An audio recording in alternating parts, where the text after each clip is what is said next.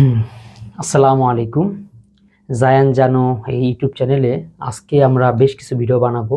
তবে আজকে ভিডিওটা একটু ছোট ছোট হবে। আজকে এই যে যারা গত ভিডিও দেখেননি, একটা বিস্তৃত একটা ভিডিও দিয়েছিলাম, সেই ভিডিওটা অবশ্য সার্বজনীন সবার জন্য। তাহলে আপনারা মূল কনসেপ্টটা বুঝতে পারতেন যে কিসের জন্য আর এই দখলে ধরে রাখতে চাই সেগুলো নিয়ে। তবে আজকে এগুলো নিয়ে আলোচনা করব না। আজকে যেহেতু কালকে বাদে ঈদ, মানে আজকে বাদে কালকে ঈদ, তো ওরা আমার একটা ঈদ কীভাবে ধ্বংস করেছে সেই সময়টা বা সেই কালটা, যেমন সন্ত্রাস দখলের তাণ্ডবে সন্তান ছাড়া ঈদ, এই যে আমার ঈদটা কেমন গেছে 2024-এর যে ঈদটা, সেটা নিয়ে আমি আজকে এখানে আলোচনা করতে চাচ্ছি। তাছাড়া আরও এই ভিডিও শুধু এইটুকুই হবে, তারপর ছোটো ছোটো কিছু ভিডিও আসবে। সেই ভিডিওগুলোর মধ্যে আরও জিনিস থাকবে, সেটা হচ্ছে ফাতেমার রিয়াকশন। ও ওই যে একটা কী রিয়াকশন দিয়েছে, ওই পুরো ভিডিওটা দেখছে, আগে যে ভিডিওটা সেটা দেখেছে। তারপর শাশুড়ি যে অত্যাচার করে, এটার আসলে কতটুকু সত্য না মিথ্যা, এটা যাচাই করার সুযোগ আপনার দেওয়া হবে। এবং ও আসলে কতগুলো রিলেশন করেছে, এটা আমার তথ্য কতটুকু আছে সেটা আলোচনা আমি করার চেষ্টা করব। তো আজকে আমি আমার যে মূল ভিডিওটা সেটা শুরু করতেছি।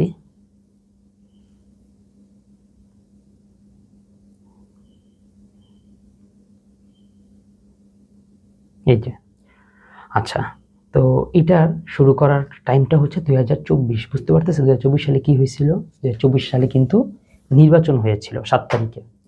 তো এটার আগের অংশটা হালকা একটু বলে, আগের অংশ অনেক ঝামেলা, দখল নিয়ে ওরা অনেক ঝামেলা টামেলা করতেছিল, করতে করতে শেষ পর্যন্ত ওই জায়গায় পুলিশে দিয়ে পান্না আইসা পুলিশ দিয়ে নিয়ে যায়। নিয়ে গিয়ে এরপর আবার নয়ন আসে, আইসা আবার একটু কথা বলে, বসে। কিন্তু আমার যে ওয়াইফ, ওকে মানে ফাতেমাকে দিয়ে আর যায় না, আবার নিয়েই যায়। কারণ ওকে একটা দিন যদি ওখানে যদি চাকরিটা ছুইটা যায়, তার দখলও ছুইটা যায়, যে আবার নিয়েই যায়। নিয়ে যায় বলে তো আজকে বসি, কালকে বসি, পরশু দিন বসি, এই কথা বলে শুধু সময় নষ্ট করে থাকতে। এমন করতে তো 7 তারিখ নির্বাচনে চলে আসে, তারপরেও বসে না। এমন করতে করতে ওই, আচ্ছা, নির্বাচনের সাথে ওদের বসা যে কী সম্পর্ক, এই তথ্য আজ পর্যন্ত কেউ যেতে পারেনি। মূল কথা হচ্ছে কোন না কোনো অজুহাত দিয়ে ওদের পিছাইতে হবে। একটা দিনও যদি বেশি দিনে চাকরিটা করা যায়, একটা মাসও যদি ওই চাকরিটা করা যায়, তাহলে একটা মাসেরও যে বেতনটা হয় সেই বেতন দিয়ে ওদের মানে এই একটু ছোট ছোট লোভটু করা সামলাইতে এবং সংবরণ ওরা কিছুতেই করতে পারতেছিল না। মনে হয় যে একটু করতে পারলে একটু তো টাকা, একটু করতে পারলে একটু তো দখল, একটু দখল ধরে রাখতে পারলে একটা দিন তো রাখতে পারলে একটা দিন তো বেশি। তো এই কি বলবো, এটা নিয়মিত করতেছিল, করতে করতে হ্যাঁ, এবার 28 তারিখে আসে। নয়ন কি করে, 28 তারিখে এসে এরপর হচ্ছে ফাতেমাকে দিয়ে যায় বলতে, আমরা চাই বা আমি যেটা বলি যে আপনি 2টা বছর আমার এরকম করে নিয়ে ফেলছেন, খেয়ে ফেলছেন, আমি আর সময় দিব না। কিন্তু ওরা বলে যে না, আমাদের আর একটা সময় দেন, আর কিছুদিন সময় দেন।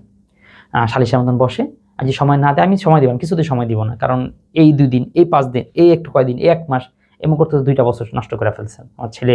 পরে এখন দুধ ছেড়ে দে অবস্থা। তো আমি দিব না, কিন্তু ওরা বলল যে আর কয়টা দিন দিছে নিতে, তো আর কয়টা দিন দেন, এখন এসে যে চাকরিটা করবে, তাইলে আপনার সংসার থাকে, হলো আসা যাওয়াটা হইলো। তো এই আসা যাওয়ার কথা বলার পরে কয়দিন দিতে হবে বলতেছে 1 বছর। নয়ন বলতেছে 1 বছর। তো সেক্ষেত্রে আমার বোন আর কি কাউন্টারটা দিচ্ছে, 1 বছর কেন? নিশ্চয়ই কোনো একটা কারণে আপনারা চাকরিটা কয়দিন করতে হবে। সেই কারণটা কতদিন? আপনি সেই কারণটা বলবেন। সেই কারণ শেষ, আপনি আর করবেন না। আপনি কেমনে এটা 1 বছর মানে বলেন, আর আপনি বুঝেনও কিভাবে যে 1 বছরই লাগবে? তো এটা আসলে কথা দেয়া, মানে ওদের মিথ্যাগুলো এমন ছিল, মিথ্যাটাও গুছায় বলতে পারতো না। আসলে মিথ্যার কিংবা দুর্বলতা এই জায়গাতেই, যে এটাকে মানে পরিপূর্ণভাবে বলা যায় না, ওই ধরা পড়েই যায়। তো ওইটা আর হয় না। তবে ফাতেমা আবার লাভ দেয়া বলে, এই তো কুরবানি পর্যন্তই। তখন আসলে যে জানুয়ারি মাস চলতেছে, মানে হয়তো রোজা তো মার্চ এপ্রিলের দিকে হবে, কুরবানি হয়তো সর্বোচ্চ এরকম এই এপ্রিলের শেষে কিংবা মের শুরুর দিকে হয়তো কুরবানি হবে, এরকম একটা টাইমে। তো লাভ দিয়ে এরকম বলে ফেলে যে আমি কুরবানি পর্যন্ত। পরে বুঝলাম কেন, পরে বুঝলাম আসলে যে রোজা আর কুরবানি দুইটা যদি একটু বেতন বোনাস পাওয়া যায়, এরকম একটা আশা আকাঙ্ক্ষা থেকে ওইটা আসলে করতে চায়। তো আমরাও মেনে নিলাম, ঠিক আছে, এতদিন দিছি, আর 2টা দিন যদি দেওয়া যায়। এই মাঝখানে কিন্তু প্রায় মনে হয় 1টা বছর ধরে, পুরো 1 বছরের মধ্যে মনে হয় 18-20 দিনের মতন ওয়ার ছিল। ওই বাকি সময় ওই দখলের কাছে ছিল, মানে দখল ধরে রাখার জন্য ওই মানে বাংলা কলেজে ছিল। তারপর আসলো, এখন আমাদের সংসার আবার 28 তারিখ থেকে শুরু হইলো। সব সুন্দর করেই আমরা পিছের জিনিস আছে ভুলে গেছি। এরপর একটা বইমেলা আসছে, বইমেলা আমি একটা বই লিখছি, সেই বইটার মধ্যেও আমি উৎসর্গ করছি এরকম, যারা আমার পিতাকে তার সন্তানের স্নেহ থেকে বঞ্চিত করতেছে, তাদের প্রত্যেককে অভিসম্পাদ, মানে অর্থাৎ মানুষ বই উৎসর্গ করে হচ্ছে এই কাকে, যারা হচ্ছে আচ্ছা বইটা আমি একটু নিয়ে আসি।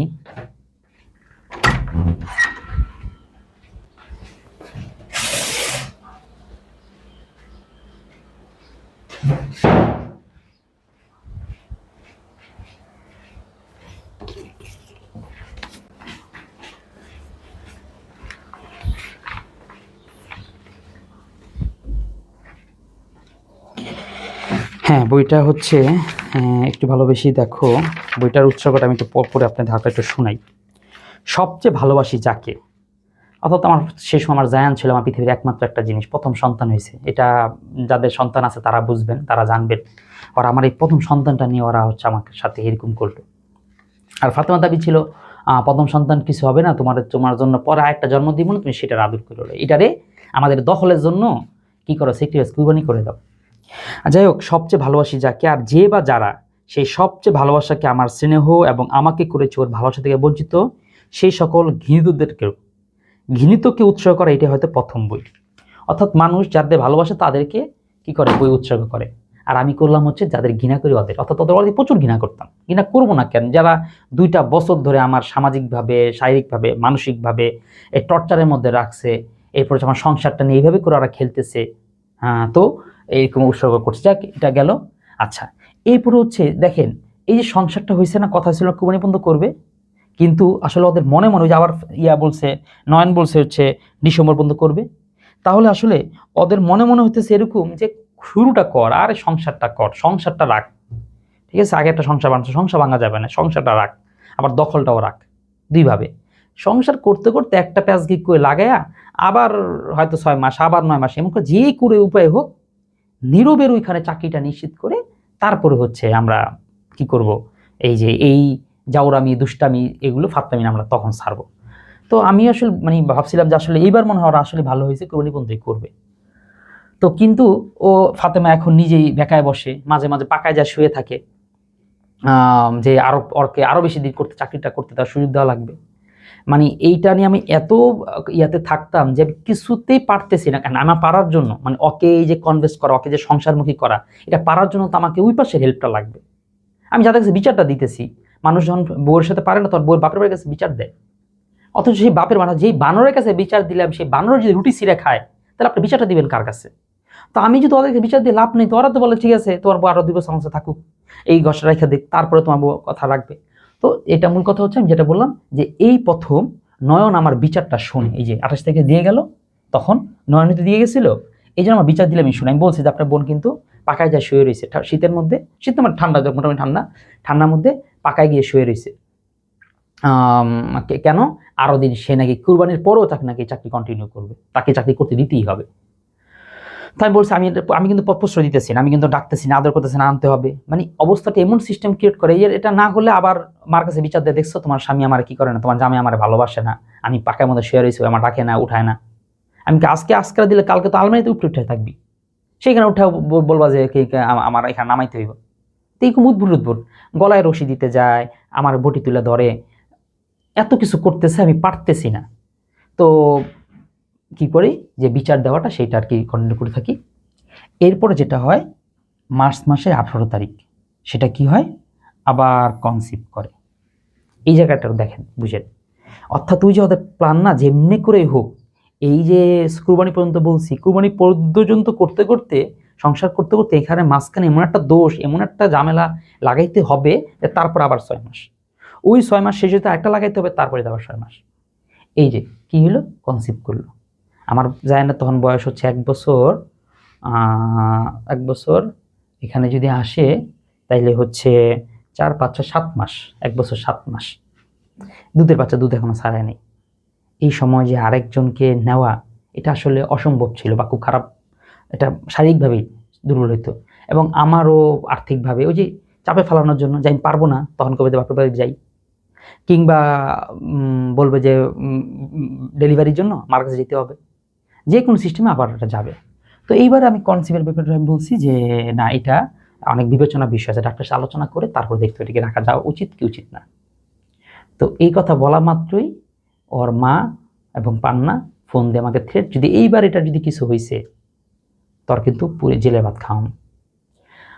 অর্থাৎ এটা যদি আমি না ফালাই, কারণ ওই যে তাদের যে উদ্দেশ্য তারা খুব সফল, ওই যে ফোন দিয়ে মার সাথে কথাবার্তা বলে, তাদের খুব মজা লাগে যে কামের কাম তো করছিস, মা কামের কাম করছি, যে উদ্দেশ্যে আসছিলাম সেই উদ্দেশ্য ফলাই লেতে পারছি, হ্যাঁ বুদ্ধি খাটাই লেতে পারছি, যত খুশি এরকম থ্রেট দেয়। থ্রেট দেওয়ার পর আমার আসলে মানে খুব খারাপ লাগে, মনটা ভেঙে যায় যে এরা আসলে আমার সংসার কিন্তু নিয়ন্ত্রণ ওই পাশ থেকে হইতেছে, সংসার আমার কিন্তু নিয়ন্ত্রণ করে মেয়ের মা, এরকম করে নাচায়।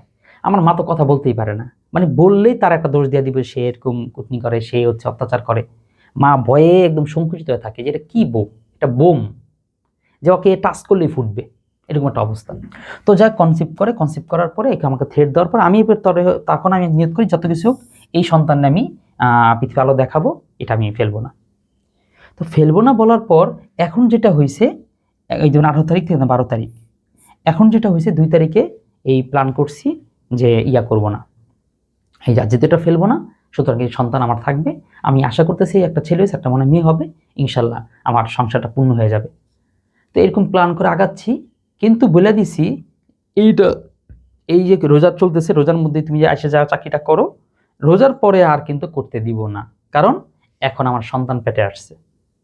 এইটা করার পর ওদের তো মানে মাথায় আবার মানে আকাশ ভেঙে পড়ছে, যেই প্ল্যান যেই বুদ্ধি করার জন্য করলাম উল্টা মানে ব্যাকফায়ার করলো বুদ্ধিটা, কারণ আমি এখন উল্টার চাকরিতে যেতে দিব না।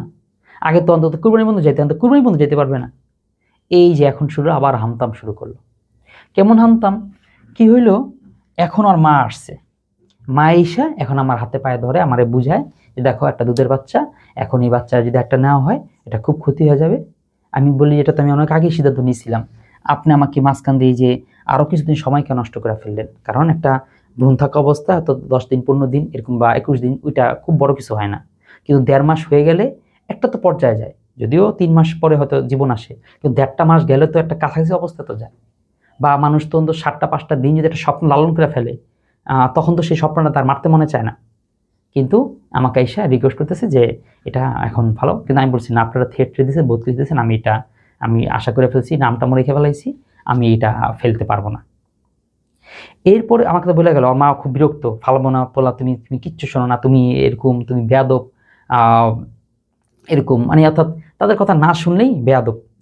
তো এরকম বলতে বলতে রাগারে আসার সময় তারা আমার অনেক কিছু নিয়ে আসছে, বাসার ঈদের পুরো বাজার টাজার লুডুস মুডুস অনেক কিছু, অনেক খাবার অনেক কিছু নিয়ে আসছে, এটা সত্যি।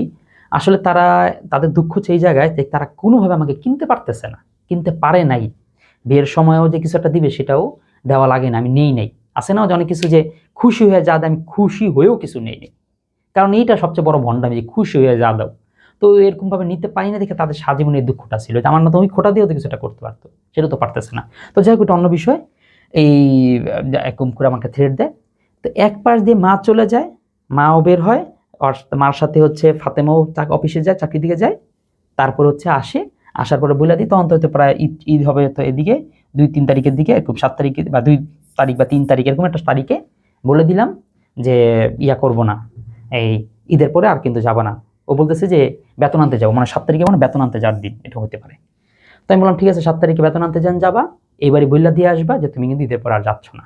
কারণ কি, কারণ হচ্ছে তুমি এই যে প্রেগনেন্ট। তো বলে না, বাচ্চা তো নষ্ট হয়ে গেছে। চিন্তা করেন, যে মা আসলো, মার সাথে বের হইলো, মা বাচ্চা নষ্ট করতে চাইলেও তখন আর বাচ্চা নষ্ট হয়ে যায়।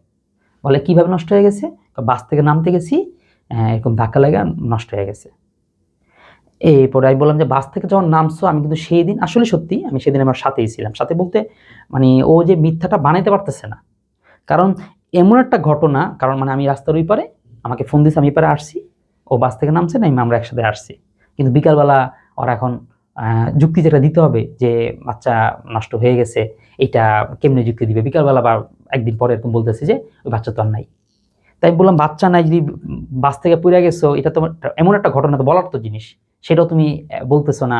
তারপর তোমার বোরকার মধ্যে কোনো ছাপ টাপ নাই একটু পড়ে যাওয়ার, এটা কি বুঝিতে চাও, এটাকে আমরা বুঝি না, মানে এত দুর্বল স্কিপ, মানে মিথ্যারও তো একটা সিকোয়েন্স আছে, যে এরকম এত দুর্বল স্কিপ এটা মা শিখায় দেয়, মার সাথে সারাদিন কথা বললা, বোনের সাথে সারাদিন কথা বললা, এই কুটিগুলা এগুলো শিখায় দেয়, আর হচ্ছে ভালো জিনিসও শিখাইতে পারে না। তো অনেক কথাবার্তা হয়। এবার আমি বলছি যাই হোক, যদি বাচ্চা নষ্ট হয়ে যায় তাও আমি ঈদে বাজাইতে দিব না। যেই বাস থেকে আজকে এই মানে অফিসে যাওয়া আসা করতে গিয়ে বাসের কারণে এরকম পড়ে যাওয়া লাগে, আমার সন্তান মতো নষ্ট হয়ে যায়, কালকে আমার বউয়ের আরো বড় সমস্যা হতে পারে না? বাস থেকে পড়ে গিয়ে আরো বড় প্রবলেম হতে পারে না? এখন অর্থাৎ নিজেদের লজিকে নিজেরা ধরা খেয়ে যায়। আমি বলছি এক কথা, ঈদের পর যেতে দিব না। এই কথা যেদিন বললাম সেই দিন অফিসে যাওয়ার আগে যেটা করে, ও স্বর্ণ নিয়ে পালায়। স্বর্ণ নিয়ে পালায় বললাম, এটা কেন বললাম? যখন বলছি ঈদের পরে যেতে দিব না, তো ঈদের পরে যেতে দিব কি দিব না, এটা ঈদের পরেই ঝামেলাটা কর। কিন্তু আসলে কি ওই দখলটা হাতছাড়া হয়ে যাবে, এই কথাটা, এই শব্দটুক চিন্তা আনা মাত্রই ওদের সব লজিক্যাল বা ওদের সমস্ত নৈতিকতা সততা সব কিছু এলোমেলো হয়ে যায়।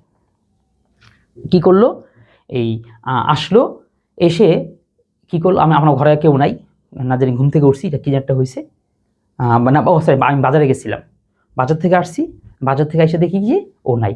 ওই যে আগে যেরকম করছে এরকমই হঠাৎ করে ঘর থেকে উধাও, যায় না নিয়ে উধাও, এবং কি ঘর যে তালা দিবে সেটাও দেয় নাই। আমার ঘর পুরা উন্মুক্ত, পুরা খোলা রাইখা সে হচ্ছে, মানে দরজা চাপানো ছিল কিন্তু পুরো কেউ একটা আসলে ঢুকতে পারতো এরকম একটা রেখে সে উধাও।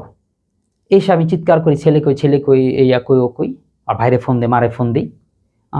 ঘন্টা খানিক পরে ও আসে, বলে কই গেছিলে? এই তো ইয়াতে গেছিলাম, এই যে চিপস টিপস কিনতে, ও যায় না যেন চিপস টিপস কিনতে গেছিলাম। যায় না চিপস কিনতে ঘন্টা দুই সময় লাগার কোনো কথা না। তারপর হচ্ছে এইটা তো এই কর্নারের দোকানগুলো থেকে কিনা যায়, এটার জন্য সেই 12 নম্বর যাওয়া লাগে না, মানে আমার বাস থেকে বেশ দূরের, মানে এটা মিথ্যা কথা, এটা স্পষ্ট। পরে যেটা দেখলাম আলমারি খুলে যে ওই মূলত স্বর্ণ রাইখে আসছে বাপের বাড়িতে। এই যে সময়টুকু আমরা কেউ বাসায় নেই, কারণ ওর কাছে মনে হচ্ছে কিছু না কিছু ভাবে এখান থেকে পালাইতে হবে, এখান থেকে বের হইতে হবে, ঈদের আগেই, ঈদের পরে যদি না বেরোতে পারি ঈদের আগে একটা ঝামেলা করে দিতে হবে। তো এটা করা হইলো, এটা করছে পরে আসছে, পরে মা জানে না, আমি দেখছি যে আসছে। তারপর হচ্ছে এটা নিয়ে আমি রাগারাগি করছি, আমি হচ্ছে ঘুষি দিয়ে আমার যে গ্লাস সেটা ভাটা ফেলি, এই হাত কেটে যায়। তারপর হচ্ছে আমি আরও রাগারাগি করতে থাকি, ও ঘরে কোনো কাজ করে না, একদম অফ, চাকরি করতে দিতেই হবে, না হলে কোনো ঘরে কোনো কাজ করবো না, এটা করলে কি সমস্যা, অনেক রাগারাগি, অনেক চিল্লাচিল্লি, অনেক কিছু করতেছে। আমি বারবার বলতেছি কালকে ঈদ, আজকে একটু ঘরটারে গুছাইতে হবে, যা কিছু করে ঝাড়ু টাড়ু দেওয়া, এটা একটা মানে কি বলে যে একটা ঘরের যে বউ, তাদের দায়িত্বের মধ্যে পড়ে, তার মধ্যে আমি তো হেল্প করতেছি, আমি করতে, আমার সাথে সাথে হেল্প করো। আমি হচ্ছে ঝাড়ুটা দিতেছি, আমার একটু বেলচা টাইম না দাও, আমি হচ্ছে মুছতেছি, ইয়া করতেছি, আমার হয়তো একটু বালতির পানিটা পরিবর্তন করে করে দাও, কিছু একটা তো করো। তো সে কিচ্ছু করবে না। তো আমি আসলে কিছু করার নাই, ঈদ আমি কোনো জিনিস আছে না যে করতেছি না, আমি বসে থাকবো, লাভ তো নেই, ঈদ তো আমাকে তো করতে হবে, তো করছি। তো এই করার পরও দেখতেছি আমার কিন্তু লাভ হচ্ছে না। মাও বলে দিছে যে না, এই বেলুনের মধ্যে পিন দিস না, তাইলে ফুটবে, কারণ ও চাচ্ছেই এটা, যে আমরা কিছু একটা করি আর তারপরে ফুটুক। কিন্তু ও দেখে যে আমরা যখন কিছু বলতেছি না, ও কাজ করতে কিছু বলতেছে না, আমরা আমাদের কাজ চালাই যেতেছি। কারণ এটা কেন বলতেছি না, কারণ এইরকম করে 4টা বার ওই কাজ করছে, কোনো না কোনো একটা অজুহাত, ওই শাশুড়ি খারাপ, জামাই খারাপ, অমুকটা করছে, আমরা বকলো কেন, আমরা বকা দিল কেন, অমুকে কথা বললো কেন, অমুকে গলা উঁচু করলো কেন, ও আমার জিজ্ঞাসা করলো কেন, কোনো না কোনো অজুহাতে সেই বাপের বাড়ি যায়, ওই আবার চাকরি ধীরে আই পরে বলে যে মার্কশিট আছে, এইরকম কন্টিনিউ 4টা বার হয়ে গেছে। তো সুতরাং এবার তার বিশ্বাস করার কোনো সুযোগ নাই। তো যাতে যেতে দিতেছেন কিছু বলতেছিও না, কিন্তু ও গালাগালি করা, মাঝকে আমারটা লাথিও মারছে, এই গালাগালি করে এই কাজগুলো চলতেছে। যখন লাথি মারছে তখন আমি ওর ভাইয়ের কাছে ফোন দিছি যে এইটা কি, আপনারা আমার সংসার নিয়ে আর কত এরকম সিনেমিনিটা খেলবেন, একটু স্টপ করেন, একটু বন্ডে বলেন যে আপনারা আর ওকে আপনাদের চাকরিতে নিয়ে যাবেন না, ওই দখল ধরে রাখার জন্য আমার সংসারটা ব্যবহার করেন না, আপনারা কিভাবে রাখবেন রাখেন। আপনারা অনেকে বলবেন মেনানিতা, আপনারা ধরে আমি বলি, যারা বাংলা কলেজের অধিবাসী রয়েছেন তাদেরকে আপনি এই প্রশ্ন আমি করি, আপনারা মেনে নিতেন? আপনারা তো এই শর্ত রাখছেন না যে ওইখানে চাকরি করতে হইলে ওই ইয়ার মধ্যে থাকতেই হবে, কোনো না কোনো একটা চাকরি করতেই হবে, ওই দখল ধরে রাখতে হইলে আপনারা নিয়মটা ভাঙতেন, বলতেন যেন থাক, এই মহিলা দীর্ঘদিন ধরে এখানে ছিল, এর চাকরি মাকরি ছাড়াও হেরে আমরা এখানে রাখি, এরা করতেন আপনারা? আপনারা করবেন না, পড়াশোনা করে সারা দুনিয়ার কেউ করবে না, যে চাকরিটা ছেলের বউ করলো না, যে চাকরিটা হচ্ছে নিজের মেয়ে করলো না, দুনিয়ার সব কিছুর বিরুদ্ধে গিয়ে আমাকেই করতে হলে এর স্যাক্রিফাইসের আমার সমস্যা হবে না, ওরও হবে না, ও আর অনেকগুলো মানুষ ধরতে পারে, বা ওর সুন্দরে আছে আর ওর একটা বিশ্বাস যে আমি সুন্দর, আমার কোনো ব্যবস্থা হবে। সমস্যাটা তো আমার ছেলেটার নিয়ে, আমার ছেলের তো আজকে ওর বাবা মা এই যে ওর একটা খুব দুঃখ বা ক্লান্তিকাল ওর জীবনটা পার করতে হবে। তো যাই হোক, এরপরে যেটা হয় কিছু হইতেছে, মানে খুব রাগারাগি হইতেছে, আমি ওকে তাদের ফোন দিয়ে জানাইলাম যে আপনারা শীঘ্রই আসেন, ও কিন্তু খুব মানে ঘরের মধ্যে খুব হামতাম করতেছে, গেট লাগায় দেয়। গেট লাগাই দিলে ভয় লাগে, কারণ ও আগের বারে মরতে যায়, গলায় চাকিটা করতে না দিলে ওই গলায় ধরে দিয়ে দিবে, মরে যাবে, এগুলো করতো। তো ভয় তো লাগেই। তো এখন ইফতার বানানো হয় নাই, ভয়ও লাগতেছে, এদিক ওর ফ্যামিলি এখন আসতেছে না, কি করব, ইফতার টাইম হয়ে গেছে। এই জন্য আমি যদি এখন আমি বাইরে যাই, যদি মার ওর লাগে, কারণ ওর হলো বটি তোলার একটা অভ্যাস আছে। এই পর্যন্ত বটি ওর বাসায় একবার তুলছে, আমাদের বাসায় মনে একবার তুলছে, 3বার কথা বলতে পারি না, কিন্তু মনে 2-3বারের মতন ও এই কাজটাতে করছে। যদি এই কাজটা করে তাহলে আমার মার আর ওর মধ্যে একটা কনফ্লিক্ট তৈরি হবে। এখন যদি মাকে পাঠাই, মা ভয়ে যেতেছে না যে তোরা রেখা যাবো, ও কি জিনিস কি জানি করে ফেলাইব।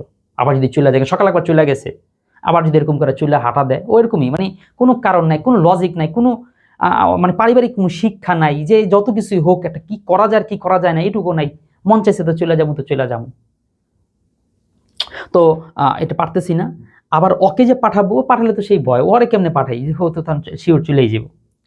তো এরকম নানা সমস্যার মধ্যে কি করা যায়, তার বুদ্ধি হলো আমরা সবাই 3জনই, ও আমি এবং হচ্ছে মা জানতো আসি, বের হয়ে যে আমাদের পাশে আমাদের বোনের বাসায় গিয়ে তারপর ইফতারি করবো। এটা হচ্ছে বুদ্ধি, এটা একটা প্ল্যান করছি, কারণ কিছুতে একজন সিঙ্গেল বেরোতে পারতেছি না। যারা রেখে যে ওই ছাগল বাঘ আর পাতার মতন, পান পাতার মতন, যেটা রেখে যাই, ছাগল হয়তো বাঘে খায়, তো বাগল হয়তো ছাগল হয়তো পান পাতা খায়। তো এই কনফ্লিক্টটার জন্য এইরকম করে আমার কাজটা করা লাগছে।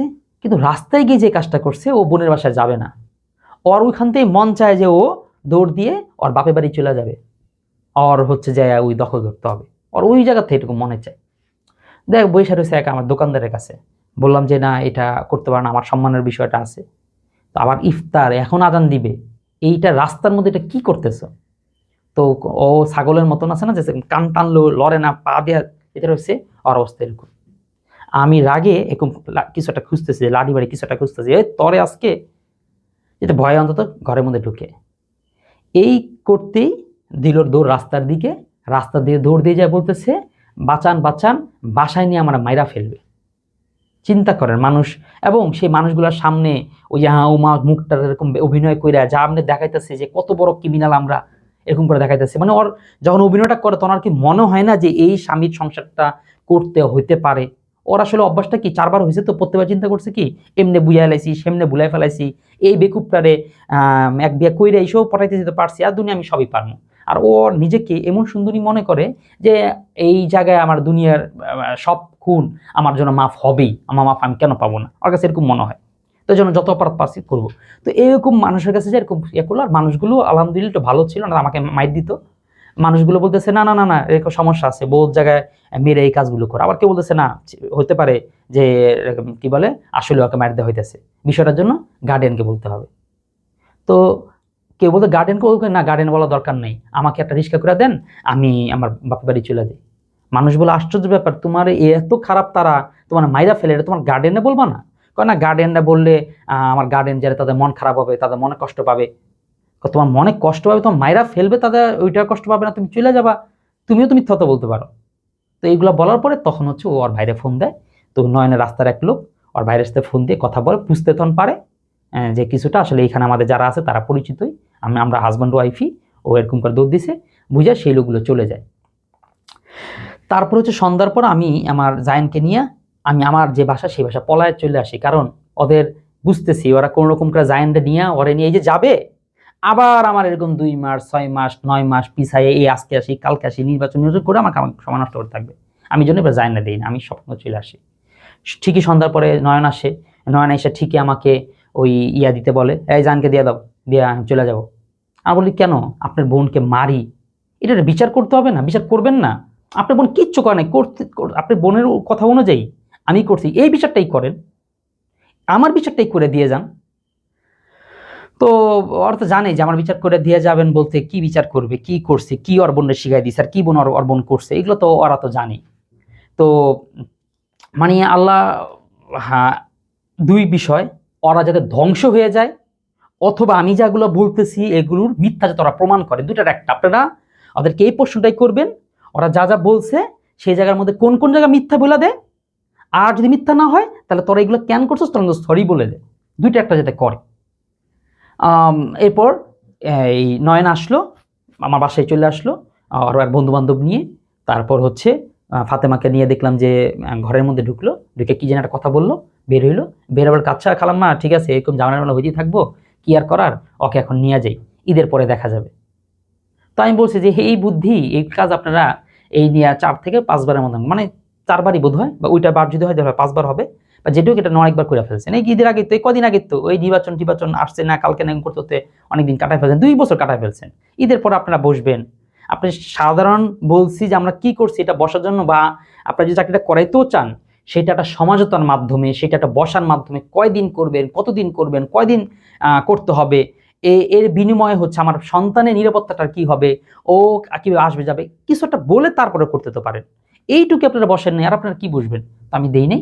নয়ন হচ্ছে গালাগালি যে কি দিছস বইন্ডে, আমরা তখন আমি লিস্ট বের করছি যে আপনার বইনে কি দিছি। এই দেখেন, এই যে লিস্ট বের করছে এখানে সমস্যা। তখন তো ছোট লোক, তোরা লিস্ট করে রাখোস, মানে বুঝানো অবস্থাটা লিস্ট করে রাখে, এটা আসলে ছোট লোকই কাজ।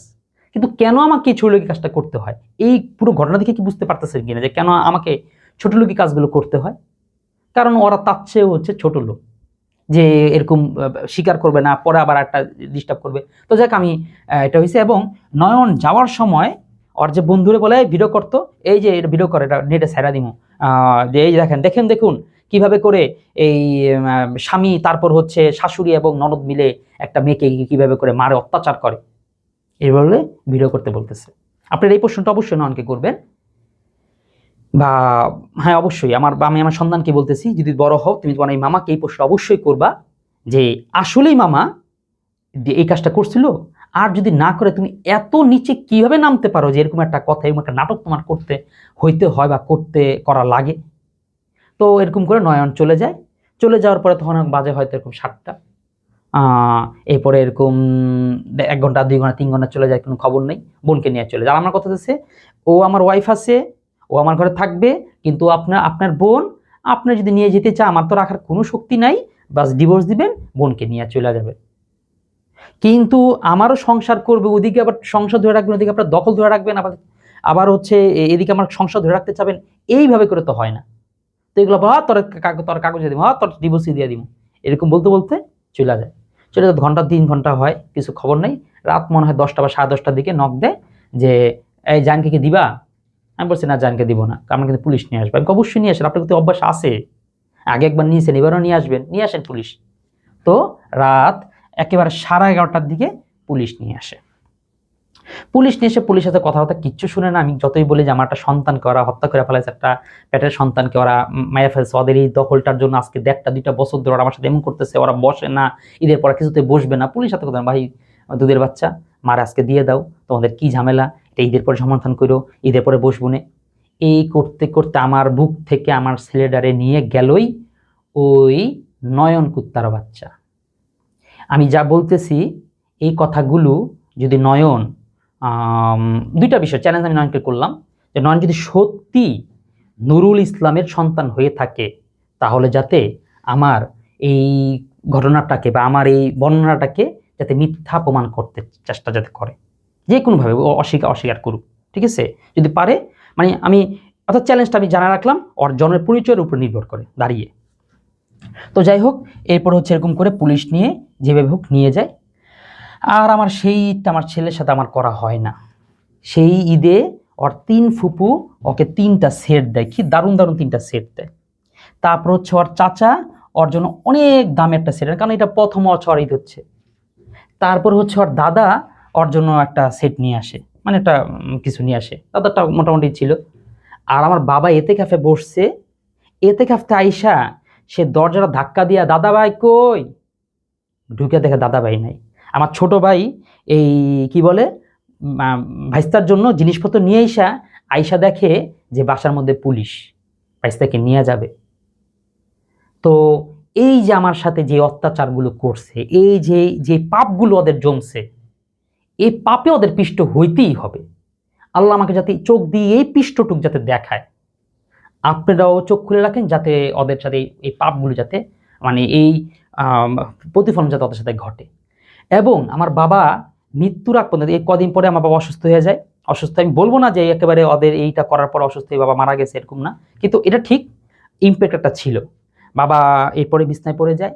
তারপরে হচ্ছে কি বলে, এই বারবার খালি একটা কথাই বলতো যে যে এটা দিয়ে আসলে হবে না, কারণ হচ্ছে আরেকটা বিষয় কেন হবে না, যে এরা পুলিশ নিয়ে আসলো, আবার যে আমার সারাটা জীবনের সম্মান, আমার কোনো কারণ লাগে নাই যে আমার বাড়িতে পুলিশ আনা লাগছে, শেষ পর্যন্ত তোমার জন্য, শেষ পর্যন্ত ওই মেয়ের জন্য পুলিশ আনা লাগলো, পুলিশ আমার বাড়িতে আসলো, যেটাই হোক, অন্যায় করছে অন্যায় করে নাই, অন্যায় দেখছে না, যেটুকু আসতে লাগলো।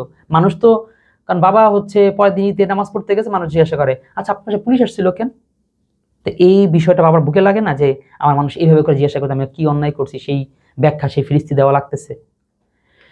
তো যাই হোক, কিভাবে করে সেইটা নষ্ট করছে আমি তাহলে আর তারপর বলি আমি প্রায়, এটা হচ্ছে সবাই মিলে দেয়, আমি অবশ্য অনেকগুলো দিই, সবাই তো একটা ধরে দেয়, আর আমি হচ্ছে মানে সবাই তো দেয় হচ্ছে একদম ঈদের দিনই পরার জন্য দামিটা বা কোথাও যাওয়ার জন্য, আর আমি দিচ্ছি রাফ সেট অনেকগুলো দিই, প্রায় সেই ঈদে ওর প্রায় 18টা সেট হয়, কিন্তু একটা পরার সৌভাগ্য হয় না, ওরা ওই নিয়ে যায়। ঈদের পরে ঈদের দিন নয়নের সাথে কথা হয়েছে, নয়ন বলছে আচ্ছা ঠিক আছে কুরবানি পরে দিয়ে যাব, কিন্তু সেই কুরবানি পরেও দিয়ে যায় না বলেই কিন্তু পরবর্তীতে আমার ডিভোর্স নোটিশ পাঠাতে হয়। আচ্ছা তারপরে কি ঘটনাগুলো আছে সেটা হয়তো এরকম আবার পরবর্তী আকারে থাকবে, শুধু আজকে ঈদের আগের সেই ঘটনাটা বললাম।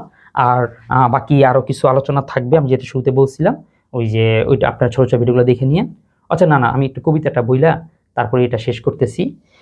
ও ঈদের দিন মানে আমার দুনিয়ার শ্রেষ্ঠ কষ্টটা আমি সেই সময় পাইছি, যে আমার সন্তান, আমার প্রথম সন্তান, জানি না এটা সন্তানের আবেগ টাবেগ লাগে না, কিন্তু আমার তো সন্তান প্রথম, সেই হিসাবে বাবা হিসাবে তো লাগতোই।